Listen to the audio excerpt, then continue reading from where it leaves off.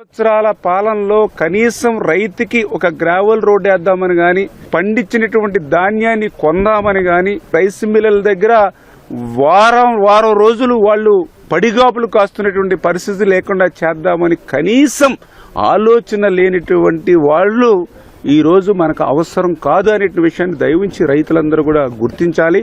వక్ఫ్ bill పట్ల జగన్మోహన్ రెడ్డి యొక్క double standard రాజకీయం ఏంటనేది ఈవేళ మరొక్కసారి ప్రజలందరికీ కూడా తేటతెల్లమైనటువంటి పరిస్థితి.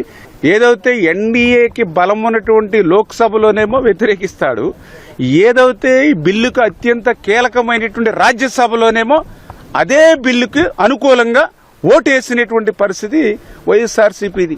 లోక్సభ చరిత్రలో ఓటింగ్ అయిపోయిన తర్వాత విప్పు జారీ చేయడం అనేది మొట్టమొదటిసారిగా ఈ యొక్క జగన్మోహన్ రెడ్డి పార్టీలోనే మనందరం కూడా చూస్తున్నటువంటి పరిస్థితి.